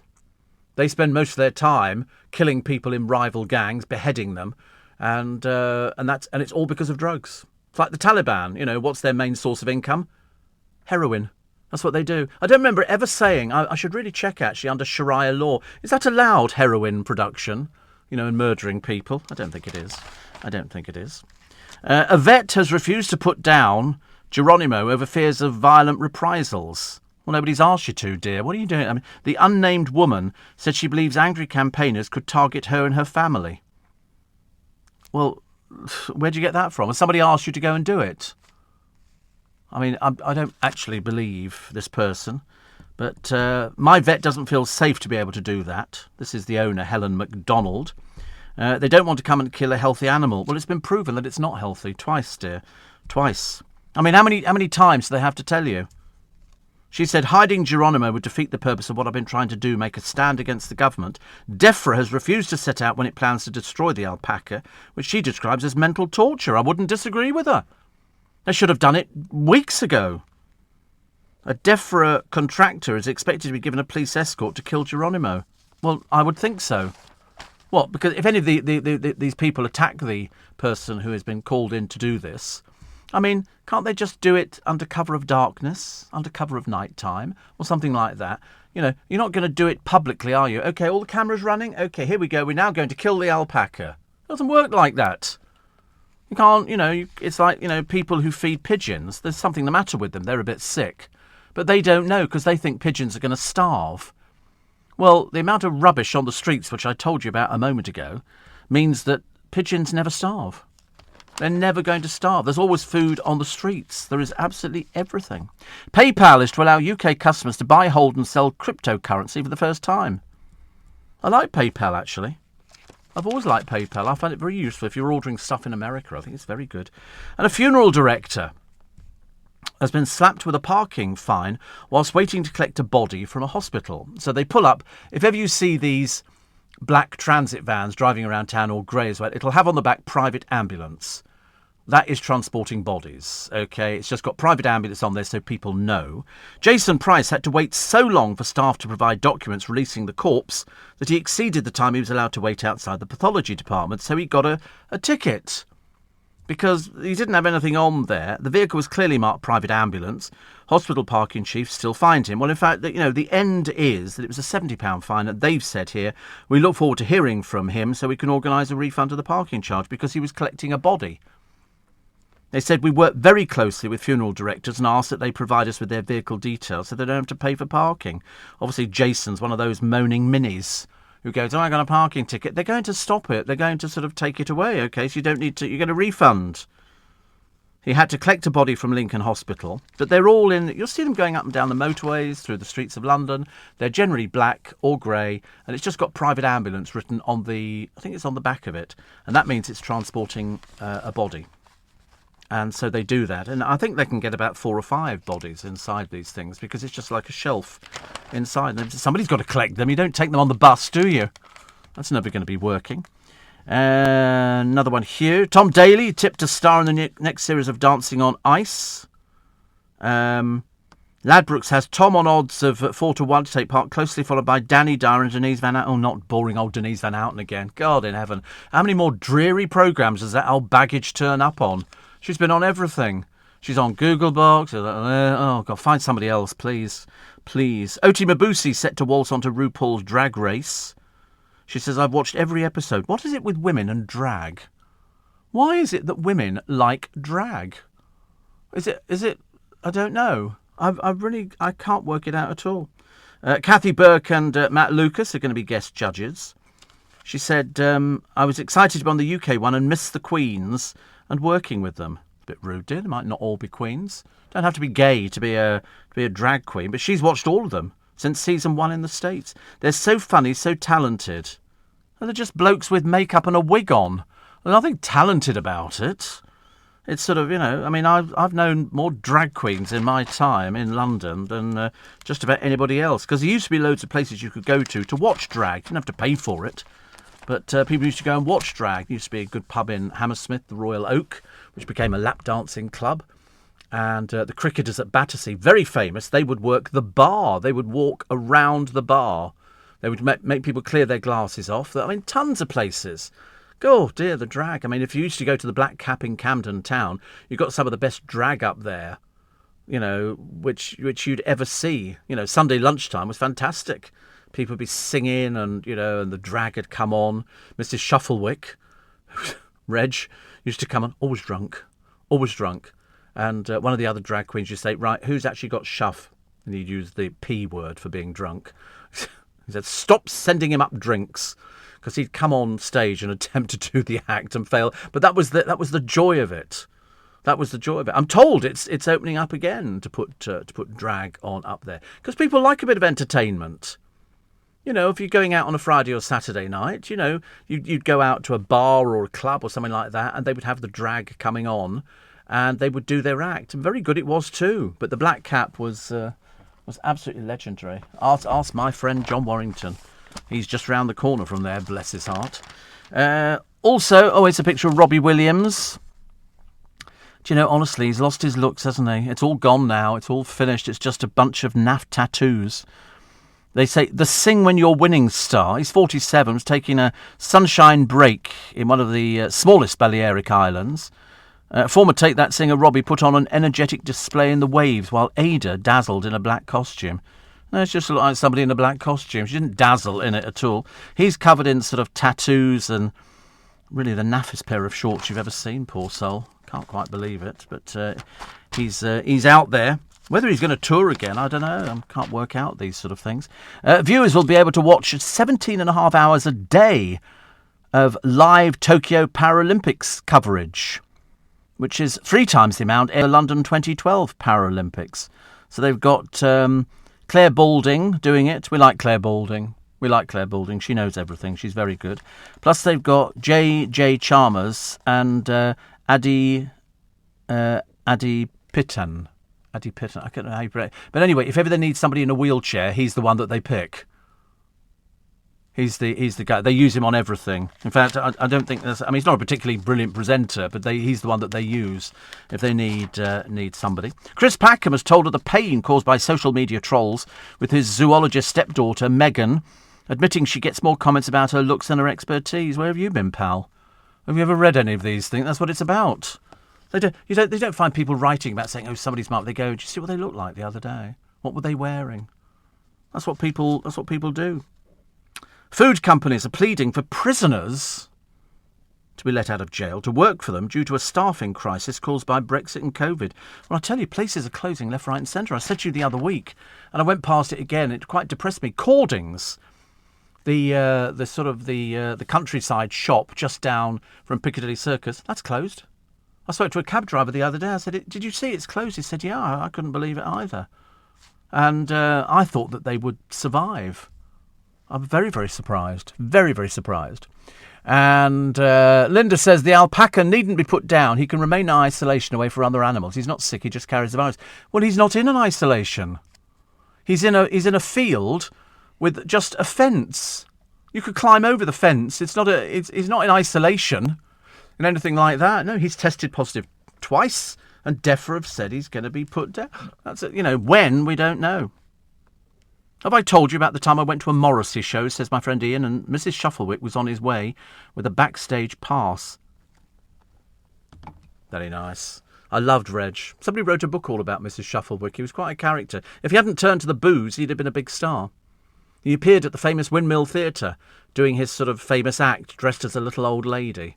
He was very good. You're listening to a podcast from LBC. Morning, nice very company. Steve, we used to book drag acts at the Royal Oak Hammersmith, the Black Horse Mile End, Reflection, Stratford and many others. Cool, dear. I grew up with it in London. The Firebirds. I used to love the Firebird. I mean, there was all sorts of it. Candy Du Barry.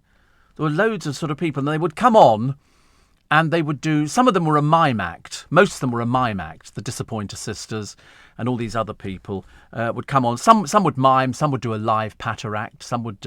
I can remember seeing Lily Savage in the early days in London. He would do 4 gigs in a night. He would literally go from pub to pub to pub to pub.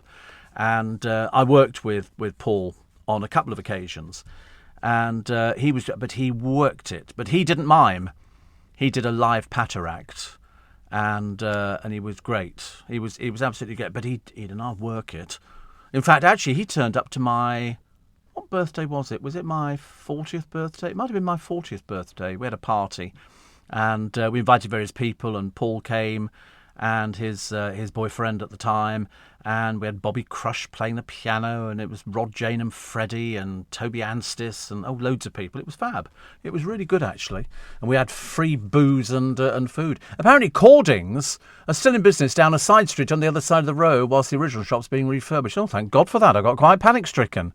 Because it's part owned by a guitarist. I can't remember what his name is. There's a very famous guitarist who's part of the thing.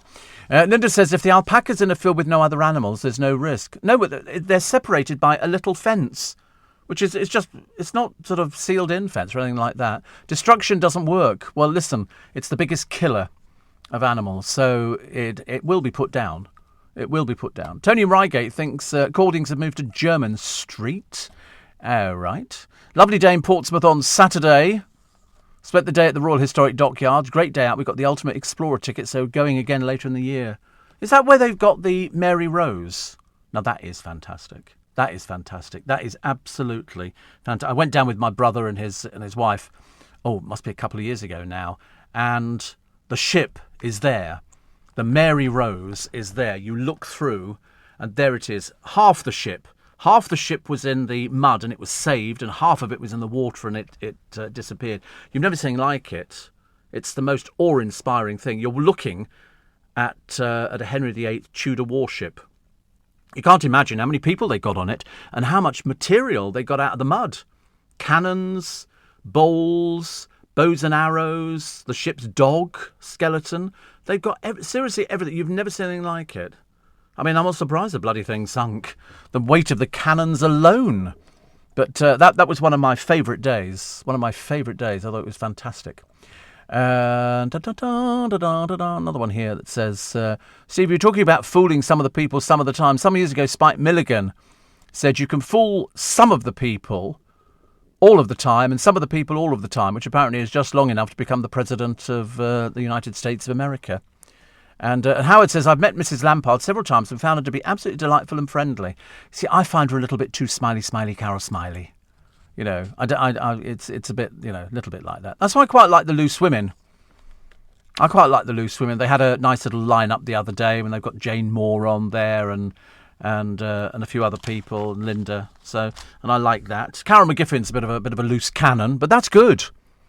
I like loose cannons. I think sometimes you need that. You need that, and I think it works very well. I've just watched Bruce Heller on Stop Search Seas. Just realised he plays Columbo. Bruce Heller. Have you seen Bruce Heller?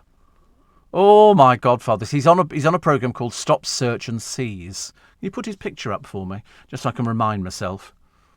I liked Heller is Heller, Bruce Heller, and he sort of works, I think, at the airport, and there'll be a picture of him up very shortly.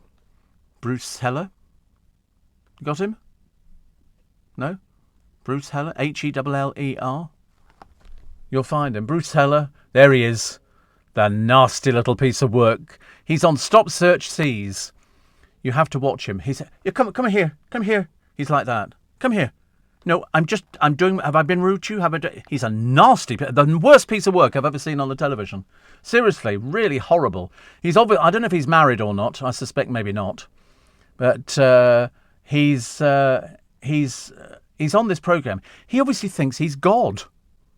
He calls people over and he starts dissecting their cases. He works on sort of customs, but he's deeply, deeply unpleasant.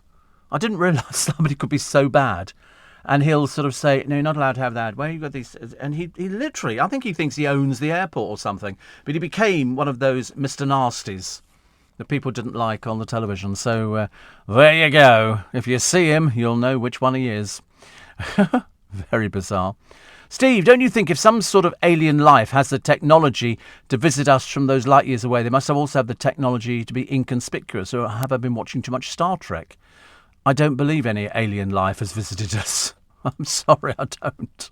I really don't. It's very sweet, actually, for people to sort of think that there is something. The argument is, and it's a very good argument, space is so big, there's a very good chance there might be something out there, but it ain't going to be happening in your lifetime or my lifetime. Okay? Why would you want to come and visit a planet that quite clearly is less sophisticated than you are? And also, why would they not land in Trafalgar Square? There's loads of room that they can land a spaceship.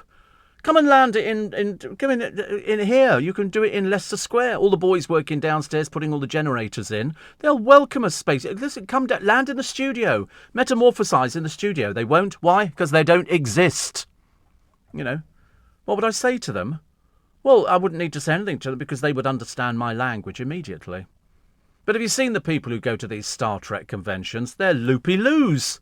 They're loopy-loos. Oh, yes, I met Jean-Luc Picard, and I decided that I've got a spaceship hanging from the... Oh, my goodness me, honestly. I thought Doctor Who was bad enough.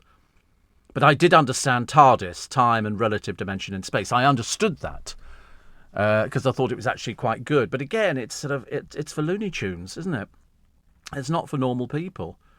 It's people who want to believe in something like that. Mind you, I still think the best thing we ever saw in Leicester Square was when we had about 200 stormtroopers out there when they were filming something. And I thought that was very good. Very good. I like that. Did you watch the new Bailiff show, Call the Bailiffs, on Channel 5? No. And you know I do love a good bailiff show. I do love a good bailiff show. I definitely love a good bailiff show. It's odd, isn't it, really? Steve, I saw a YouTube film. Apparently there's a monster lurking in a second Scottish loch. What do you mean a monster lurking? There wasn't a monster lurking in the first Scottish loch.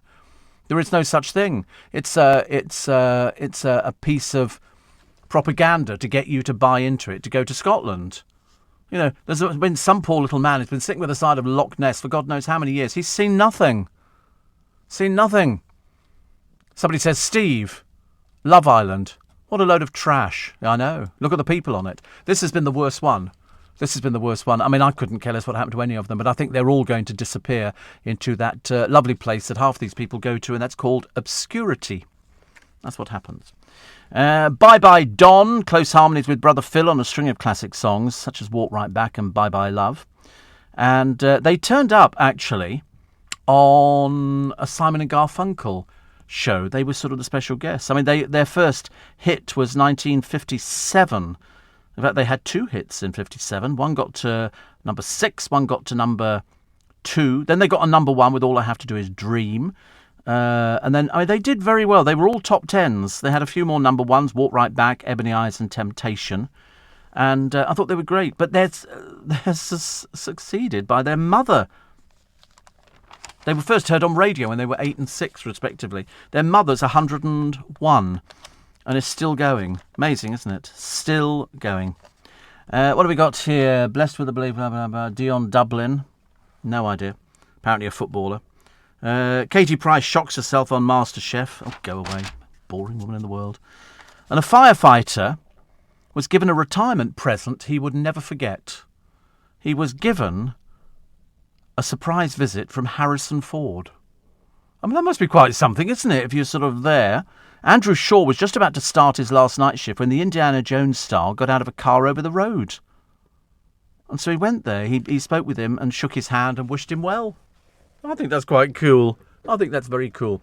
OK, listen, we're going to take a short break for the news. Also, the garden's invaded by a herd of cows. And how does she stay so good? Nicole Scherzinger. Well, she spends all her time working out in her bikini, apparently. That's what she does. And interestingly enough, Marvin Humes will grill his wife Rochelle's ex-partner on the next series of The Hit List. Her ex-dance partner, that is Ian Waite, is one of the several Strictly faces in the upcoming series of the Name That Tune style game series. Never heard of it. Never heard of it. But dancer Flavia, she and her soap star husband Jimmy didn't have a clue when they started a new life in the countryside. And I've got a new watch for you. If you're a fan of the SAS, you'll kick yourself that you missed out on it. You're listening to a podcast from LBC. Morning, everybody. Nice to have your company. Very nearly 4 minutes past 6, in case you're worrying, because I still get people who complain bitterly about the time checks, because I don't tend to give many time checks. It's a bit like Las Vegas. Why would you worry about, now it's 5 minutes later than this or 10 minutes later than that? So we don't really bother. We leave you to make your way to the train station or the bus station or the underground and get to work as quickly as possible. But it's going to be hot later on this week, although, strangely enough, we can't find any evidence of it, but people keep telling me. By the time we get to the week, see, I've got 21 degrees down for Saturday, 20 degrees for Friday, and 19 on Thursday. So something it's gone wrong, hasn't it? Shane in Sydney says Courtney Act is good. Yes, very good, very good. I wouldn't deny that at all, and absolutely stunning as a drag act. I mean, absolutely stunning. The wonderful Maisie Trolette Steve. David Raven is the oldest working drag act in Britain. He's just celebrated his 88th birthday with shows in Brighton this month, says Brian in Thailand. 88, good Lord. Good Lord above. And a few people have told me Eric Clapton was the musician who stepped in to save Cordings. So that's good news. I used to love going past there. I love their shop. I thought it looked fantastic. So I'm glad that it's going back to where it is. And we're still waiting for Joe Allen's to open. And which I think will be mid-September. We're not that far away from mid-September. Mid-September is literally around the corner. Around the corner. And then after September, freezing cold weather for October, and then we're into Christmas. Yeah! I don't know why I like Christmas so much. I was trying to work out the other day, actually. I couldn't fathom out what there was about Christmas that just sort of gets me excited as an adult. I mean, I look at, I like that thing there with all the lights on it. Yeah, I like that. I don't know what it is, but it looks absolutely brilliant. And it looks like the nativity scene done in lights, doesn't it? It's very pretty, whatever it is. Yeah, I like anything like that. See, look, I mean, it's very nice. It must be quite big, actually. I don't think it's tiny. I think this thing is quite huge. And I tell you what I do love, and the Americans do it, and they do it brilliantly. They have lights on the outside of their houses, and they literally spend fortunes doing it, and they will do it to music. The Trans-Siberian something, it goes dum dum dum dum dum dum dum dum dum dum dum dum dum dum, and they've got people's lights flashing and all the rest. It's brilliant. Over here, we don't get that very often. They seem to have better lights than us, but still nice. I mean, I do like a tree with a few thousand lights on it. It has to be said. And I shall make sure I endeavour to have something this year, because it's only 124 days. I mean, come on. It's not long, is it? They've got some Stradivarius violins all put together. And how much are they worth? There are 12 of them. 12 Stradivarius violins. The most expensive music ever. £146 million. Stradivarius were made, of course, by the Stradivari family in the 17th and 18th century. They reckon Antonio Stradivari made 960 violins. Around 650 still survive today, and due to their value, many have been stolen and remain lost. There was somebody who left one on a train. There was a violinist, and she gets off the train and she'd left the violin. And you remember, how do you do that? You know, something worth this much money. If 12 of them were worth £146 million, I mean, they are quite beautiful. I mean, I do watch orchestras a lot on YouTube and stuff like that, and I just remember thinking how wonderful to be able to play a musical instrument. How wonderful to be able to, play a violin or anything else. And I've watched young people's orchestras, and they're just as good as some of the big boys' orchestras. They really are fantastic. Really are fantastic. Anger is this is one somebody will pick up on this today. Anger, as BBC guest says, she claims that every single Muslim she knows is celebrating the Taliban victory in Afghanistan. Her name's Kola Hassan from the Islamic Sharia Council. Well, go and live over there, sweet pea. Go and live over there. We don't care. She's a scholar. She said that British Muslims believe the Taliban should be given a chance. Only the ones you talk to, dear. Only the ones you talk to. I'm afraid you are living in cloud cuckoo land. And also, Carrie Hope Fletcher's wishes could come true. There must be a fairy godmother. The leading lady in Cinderella, Andrew Lloyd Webber's latest, has revealed she first played the character as a schoolgirl, but little did she know the challenges she'd have to overcome before the role would be hers again. How lovely. I'll tell you what I watched. I watched a film the other day. I know I was going to mention something to you. I was going through, having sort of watched the Take That circus tour and Wembley and this fantastic show, which I thought was brilliant. I picked up a little box set, which I had, actually. It's mine. I didn't have to. I just had to pick it up and go, oh, good Lord. And it was Sid James films, three of them. And one of them was, I think it was called Make Me a Million. And it starred Arthur Askey. And I remember thinking, oh, I'll watch that. So I haven't... Was it Make Me a Millionaire? No, I don't think so. It's a film... Arthur... We've managed to... Type in... There it is. Make Mine a Million. With Sid James, Sabrina, loads of people. But I was watching it, and it's very good. Very good indeed. Arthur Askey was sort of, hello, playmates. People of a certain age will know him. And I watched this thing. Sabrina was a very busty young lady. But who appeared in this film? I mean, there were people in it. I'm trying to find some names that you would know. Wait a minute. Stop. Go back down again. So Arthur Askey, Sid James. Who else have we got? Bernard Cribbins was in it. Kenneth Connor. And who turned up as a switchboard operator? Barbara Windsor. I was watching it and I'm thinking, wow. Evelyn Leigh was there playing herself. Dennis Lotus. And Sabrina herself. Now, Gillian Lynn was herself. Sam Kidd, who turned up in everything. Sam Kidd was in every film. And Gordon Jackson, non-speaking as leader of the pipe band, uncredited. But it was interesting because I was watching somebody because it was a way of getting advertising on the television. It's a nice little film, actually. I liked it a lot. And there was Barbara answering the telephone. And I thought, was that when... she was seen by Sid and went, you should put her in the carry-ons, because I can't remember which one came first. But Kenneth Connor didn't seem to age at all. It was a really nice little film, and you can probably buy it separately, as opposed to the little